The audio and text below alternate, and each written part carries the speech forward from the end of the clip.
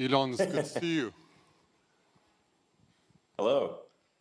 I was going to introduce you as tech support for the White House, but is that all you do? I'm wearing my official uniform.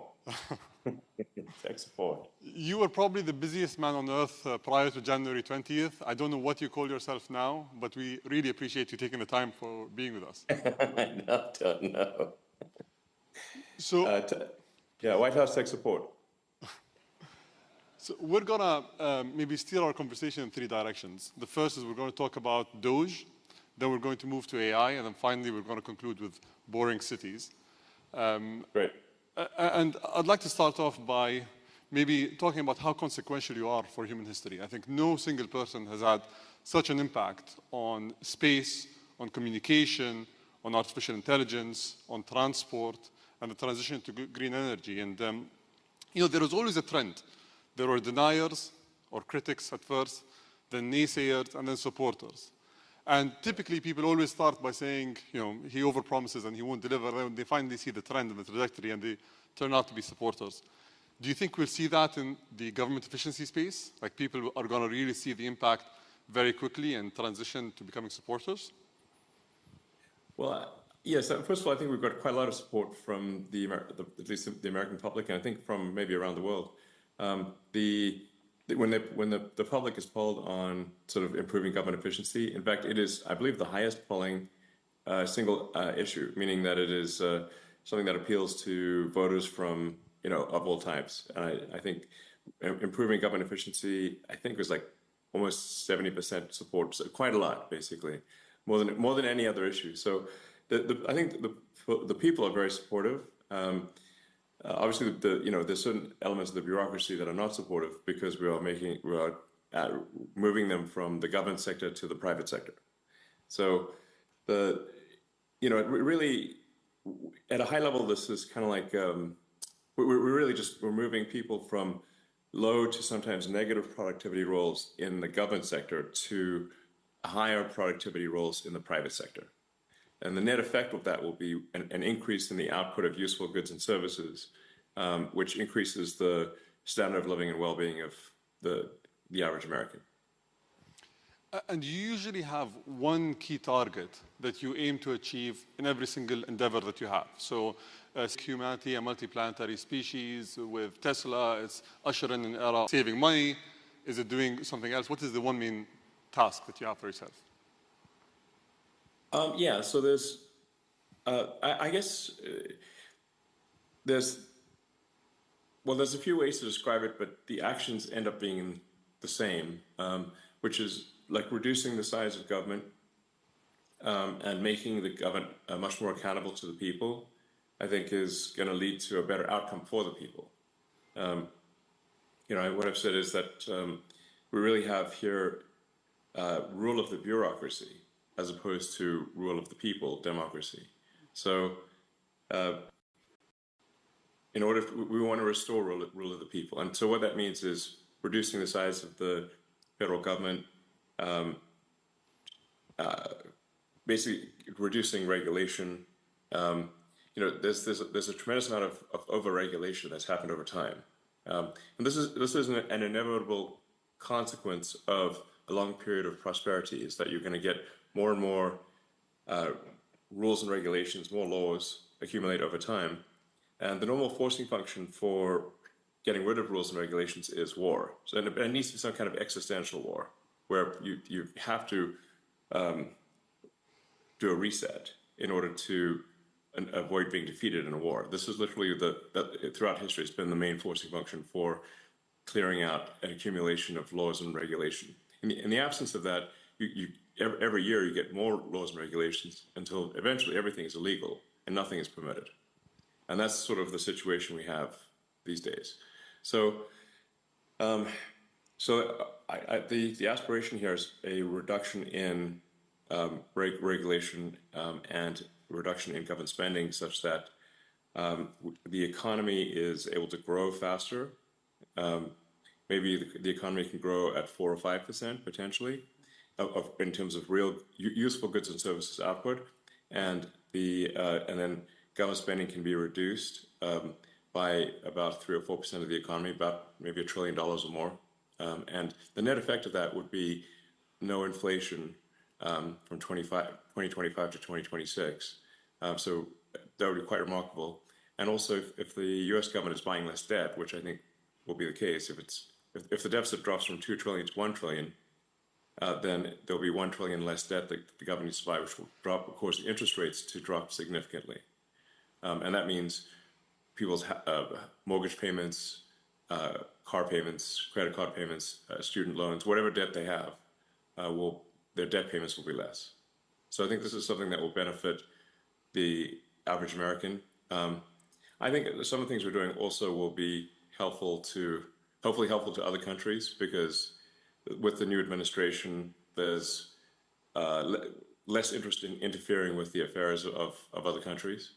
I think I think there's the times the United States has been kind of pushy in international affairs, which may resonate with a number of members of the audience.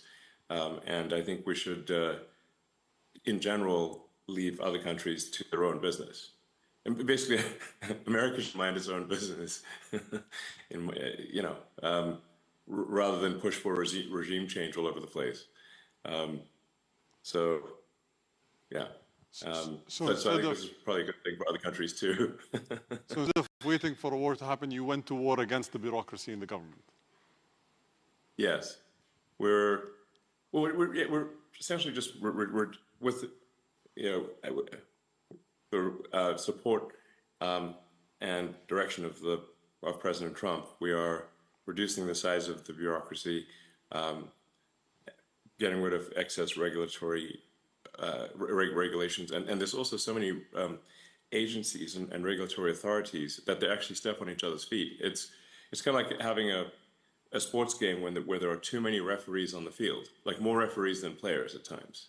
Now that would be a silly game, if the players can't pass the ball without hitting a referee, But it's kind of getting to that point in the U.S. So there's roughly 450 federal agencies of one kind or another.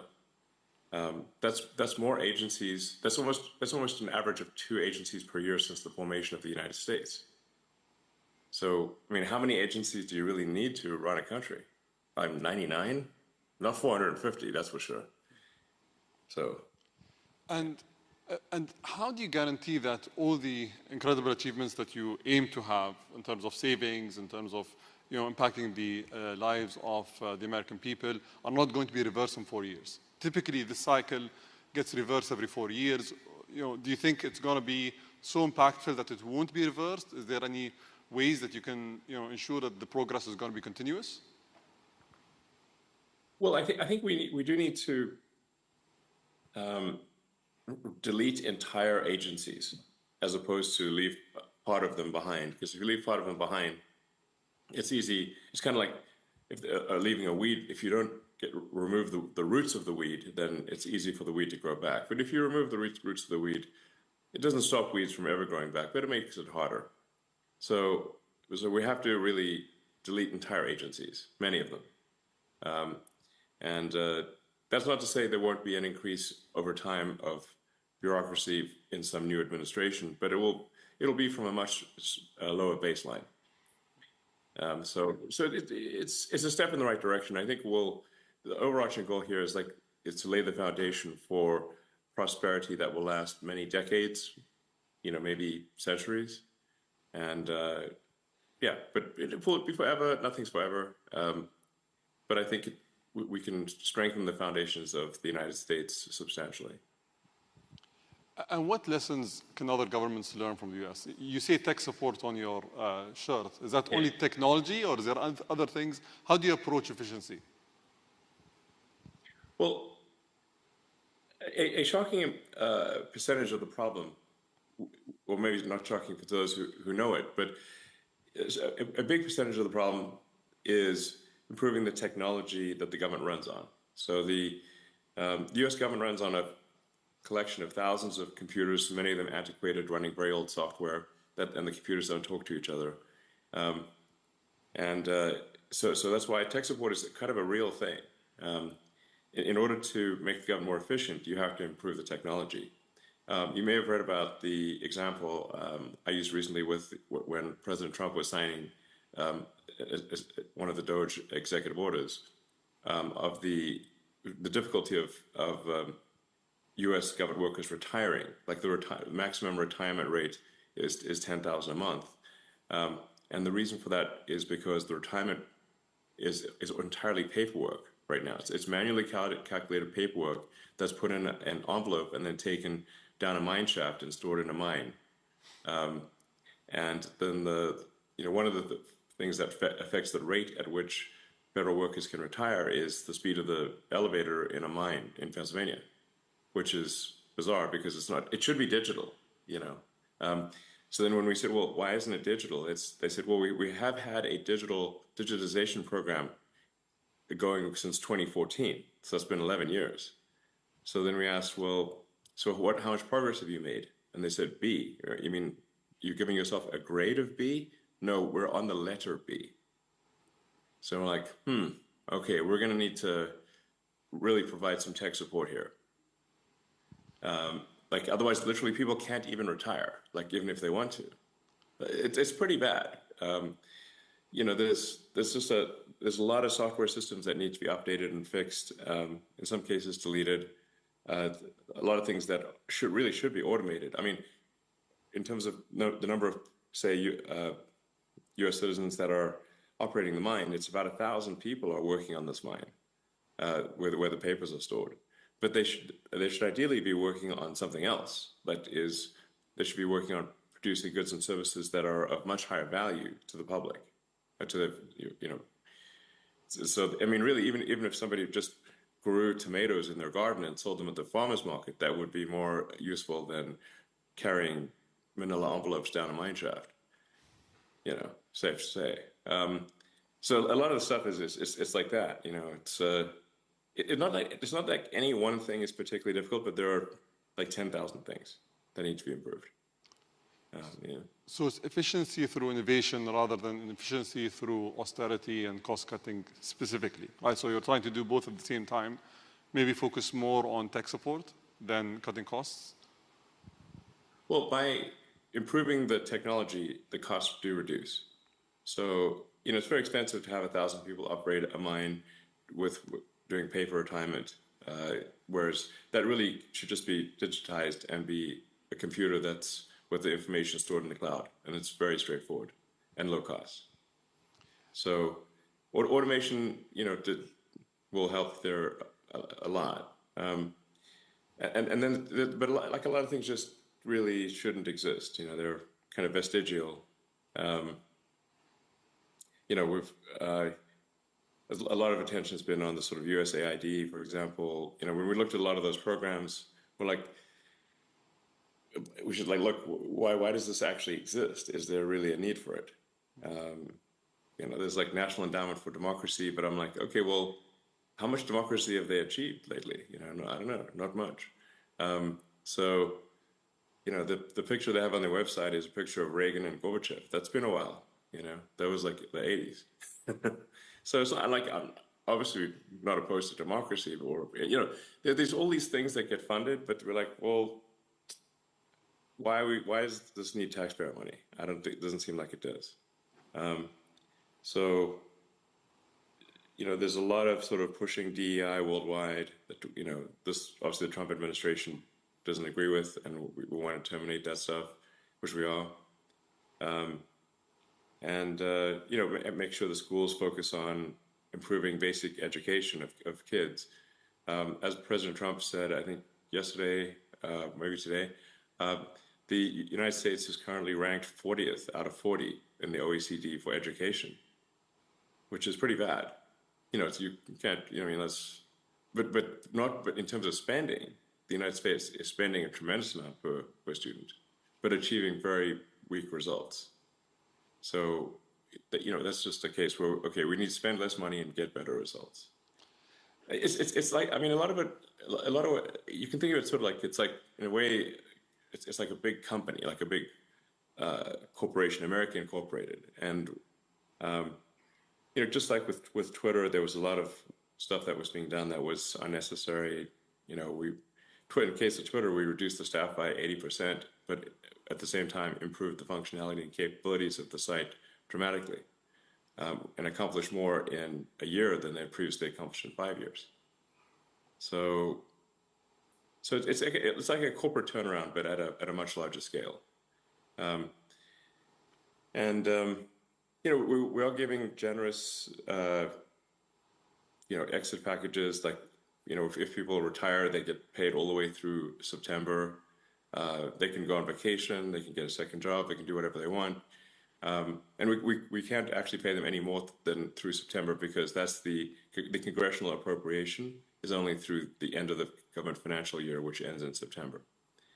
So, so I think there'll be like some disruption, but at the end of the day, we'll have people move from, like I said, from low to negative productivity roles to, in the government sector, to higher productivity roles in the private sector.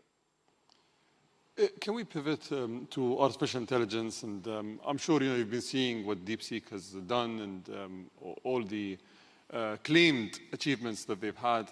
I know that we've been speaking for a while about Grok 3 and that Grok 3 is going to be a true disruptor in the AI space. When are we going to see that? And what capabilities can we expect from Grok 3?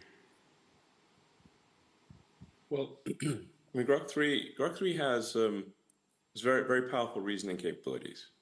In the tests that we've done thus far, Grok 3 is outperforming anything that's been released that we're aware of. So that's a good sign.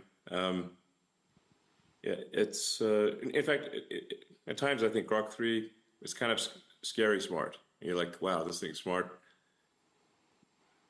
It's kind of scary. Grok 3 is scary. It's like, wow, this thing's, it comes up with solutions that you didn't even think were, like you wouldn't even anticipate, not obvious solutions. So Grok 3 was trained with the most amount of compute, and I think very efficiently trained. Also notably, Grok 3 was trained on a lot of synthetic data. So, and then it goes back and forth through the data and tries to achieve logical consistency. So if it's got data that is wrong, it'll actually reflect upon that and remove the data that is wrong, that does not concord with reality. So its base reasoning is very good. In fact, even without fine tuning, Grok 3, the base model, is better than Grok 2.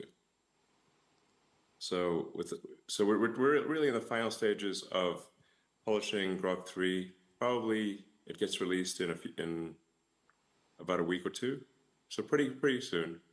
I don't want to be hasty in the release, because a lot of the final polish is necessary for a great user experience. So in some ways you can think of it like a house. That last 5% where you finish the drywall and do the painting and the trimming, even though it's not much work, it transforms the house. Yeah. So it's that. I just want to make sure that last 5% is done really well, and it's a week, maybe 2 weeks. I think it'll be very good, and I think this might be. We think it'll be better than anything else, and then maybe this might be the last time that any AI is better than Grok. Looking forward to it. Everyone's, I think, excited about it. So I just want to touch upon a topic that was quoted in the media. You offered, I think they said a group that was led by you offered $97 billion for acquiring OpenAI. I would take a little round numbers. So I was personally involved in the meeting that you and Sam hosted in 2017 in LA, if you remember. And at that point of time, you were the single largest shareholder. I think you contributed $50 million to the company. So it must hurt. I don't have any shares, actually. I have no shares in OpenAI. But at that time, it was a non-profit, right? And it must hurt that you need to pay $97 billion for something that you paid $50 million for in the past. Yeah. But I have a yes. Fate loves irony. So I have a specific question here. Can you actually build a company like OpenAI and take it to the scale that you want to take as a non-profit? Is it possible? that you build a company that requires billions of dollars in compute capabilities to build these models while being a nonprofit? Or was it wishful thinking in the beginning and then, you guys parted ways because it couldn't work? Well, I mean, I think the evidence is there in that OpenAI has gotten this far while having at least a sort of dual profit, non-profit role. What they're trying to do now is completely delete the non-profit. And that seems really going too far, I provided all of the funding for OpenAI in the beginning for the first almost $50 million for nothing as a nonprofit, and it was meant to be open source. And so, I think this is analogous to like if you pay if you fund a nonprofit to preserve the Amazon rainforest, but instead they turn into a lumber company and chop down the trees and sell them for wood. You'd be like, wait a second, that's the exact opposite of what I donated the money for. So OpenAI is meant to be open source, nonprofit, and now it is closed. They changed the name to Closed for Maximum Profit AI. Closed for voracious profit. I mean, they're like, whoa, are they after money next level? So why does this change need to occur? Yeah, you said that in 2 weeks is going to be the most powerful model yet. I know that I think so. You've been at the forefront of many technologies. Where do you think the biggest economic returns of these models are going to come from? Because currently we're spending billions, and I think you mentioned this before, it's like the gambler syndrome. We're going and spending billions and hoping to pull out a profit at the end of the day. Where do you think the biggest impact in terms of returns are going to be? Well, I think once you have humanoid robots and deep intelligence, you basically have quasi-infinite products and services available. So with Tesla building the most advanced humanoid robot, then those humanoid robots can be directed by deep intelligence at the data center level. You can say you can produce any product, provide any service. There's really no limit to the economy at that point.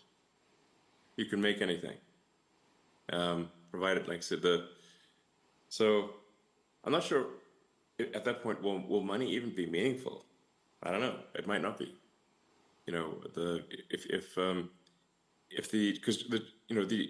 economic output is productivity per capita times how many people do you have. If in the form of humanoid robots you have no meaningful limit on the number of robots, and the robots can basically do anything, then you'll have a sort of a universal high income situation. Anyone will be able to have as many products and services as they want, with the exception of things that say have artificial scarcity, like a particular piece of art or something like that. But for any goods and services, they'll be available to everyone. So you've been... It's going to be a very different world, In fact, I recommend that people read maybe the Ian Banks, the culture books, for a frame of reference.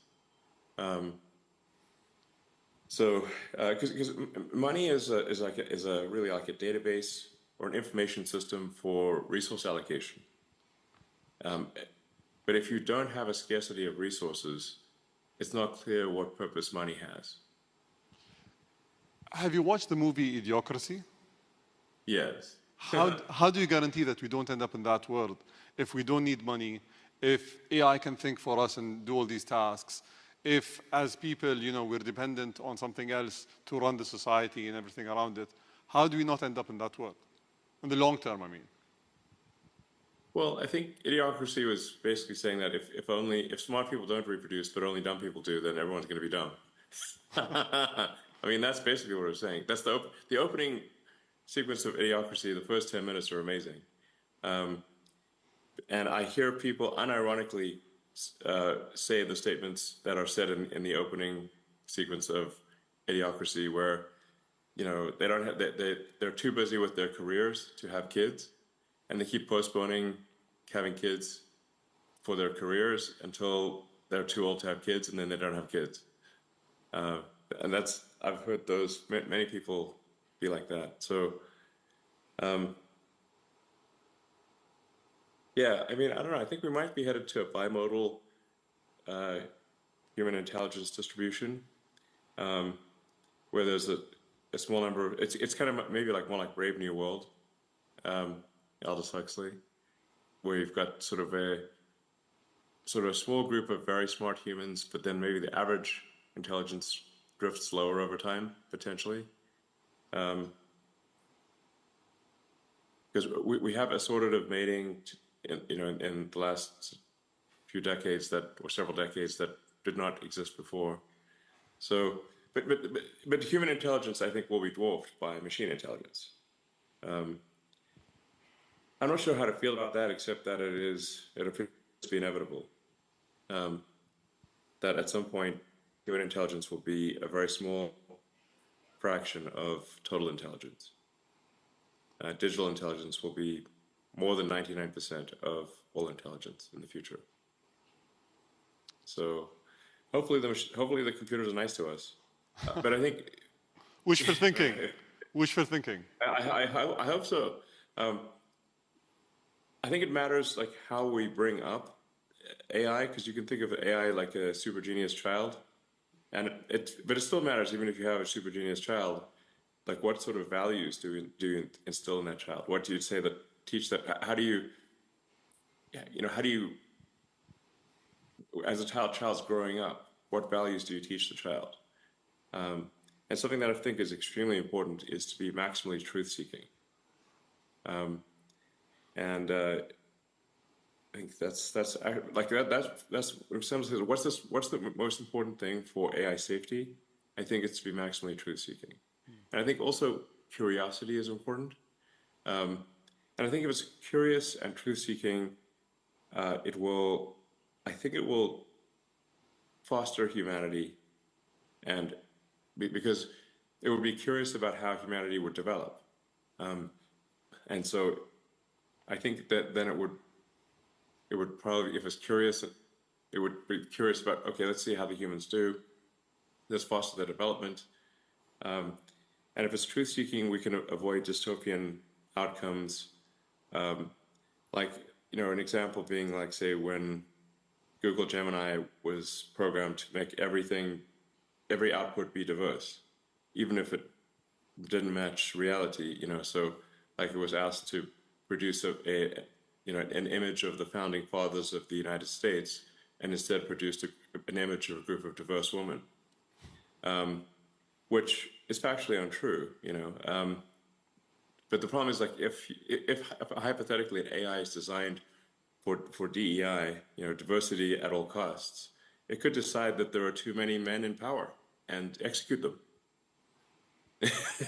So problem solved. Or it could decide that, like, that misgendering is the worst thing that could possibly happen. In fact, I believe, not to pick on Gemini, but I think because ChatGPT has had this issue too, it's like, if you ask the AI which is worse, misgendering Caitlyn Jenner or global thermonuclear warfare, and it said misgendering Caitlyn Jenner, which is troubling, because then it could decide, and in fact, even Caitlyn Jenner weighed in and said, no, definitely misgender me, that's way better than nuclear war.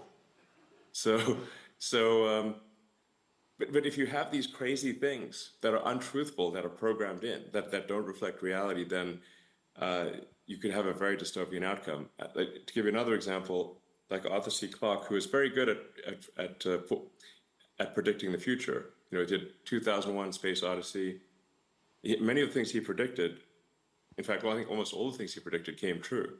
And one of the things he was trying to say in 2001: Space Odyssey was that you should not teach AIs to lie. So the reason that, if anyone's watched that movie, the reason the AI refused to open the pod bay doors to let the astronaut back in was because the AI had been told to take the astronauts to the monolith, this alien artifact, but also that they could not know about the monolith. So it came to the conclusion that it must take them there dead. And so that's why it wouldn't open the pod bay doors. The lesson there is very important for AIs to be truth maximizing. Let's hope it doesn't come to that. Yes. Let's move to a boring subject, which is the Boring Company and the boring tunnels quickly. I think the world has been inspired by what you guys were able to create in LA, and I think there's a lot of promise to that technology. But there are questions about whether it's safe in the case of an earthquake, whether it's cost effective, whether Oh, yeah, sure. countries should actually adopt this technology. Can you shed some light on that? Yeah, well, first of all, I'd recommend going to the Boring Company website because many of these questions are actually answered there. One of the safest places you can be in an earthquake is an underground tunnel, because the earthquakes are largely a surface. Apart from where they shear, they're mostly a surface phenomenon. So they're like the waves on the surface. So like being in a tunnel is like being in a submarine. Even if there's a storm above you, the waters are calm as a submarine. And in fact, when there have been massive earthquakes, like there was a few decades ago, a massive earthquake in Mexico City, the safest place to go was the subway. And of course, if there is global thermonuclear warfare, I think you really want some tunnels. Underground's a good place to be if in a worst case scenario for global thermonuclear warfare. So, on a more sort of everyday note, what's really useful about the tunnels is alleviating traffic in congested areas. So obviously, if you've got very tall buildings, but that are 3D, so they're going 3D up, but you have a road surface which is 2D, you're just naturally going to have a problem when people try to go from the 3D object, which is the building, to the 2D object, which is the road surface. There's obviously just not going to be enough room on the roads, and that's exactly why you have traffic. So the solution for that is then to make roads 3D as well. Now you can either make transport 3D. So you could either do that with flying cars, or you could really helicopters, or you could do that with tunnels. Now the challenge with doing it with going above ground or with any kind of flying object is that they tend to be very noisy, and they generate a lot of wind force. And you've got things flying over your head all the time, which can be disconcerting. If one of these things drops a hubcap on your head one day, these things are like things, and flying things tend to crash once in a while, and people don't like things crashing on them. And then if you have bad weather, like let's say there's a blizzard or a sandstorm or something, well, now nobody can fly. So then transport shuts down. On the other hand, none of these problems exist with underground travel. So tunnels are immune to weather. They don't care what the weather is. It could be the worst weather. It doesn't matter. Nothing's going to fall on you because you're underground. So you don't have to. You're not going to be dropping things on people. And there's no wind force, and it's very quiet. And so I think going 3D underground is much better than 3D above ground for solving traffic in cities. And we have a demonstrated case of this in Las Vegas. If people who can try out the Boring Company tunnels in Las Vegas, we're busy connecting the whole city with all of the big hotels and the convention center and the airport and everything. So I don't think they need to fly all the way there. In 2017, you came here, and the UAE was the first place in the Middle East where Tesla was launched. And I think it's done exceptionally well. And on that note, I think we have an announcement today that we both want to share, which is today we're going to announce the joint project of Dubai Loop, which is a loop project that is going to cover Dubai's most densely populated areas for people to go from point to point in a seamless manner. So thank you for your partnership. And well, thank you. We hope it changes people's lives. That'll be cool. I think it'll be very exciting. I think once people try it out, they'll be like, wow, this is really cool. And it's going to seem so obvious in retrospect, but until you actually do it, you don't know. So it's going to be great. It's going to be like a wormhole. You just wormhole from one part of the city, boom, and you're out in another part of the city, and it's great. So I'm looking forward to this partnership. We're going to join the first trip and the first pod when the pod is completed. Thank you, Elon. All right, thank you very much. Thank you.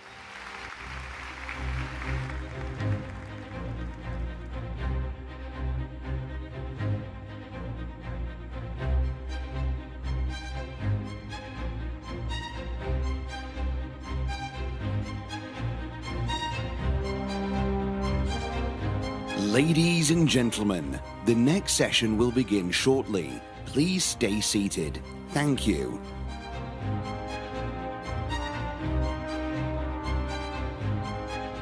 Ladies and gentlemen, the topic of this session is 20 minutes for the next 20 years of your life with Nick Santonastasso, founder of Victorious International.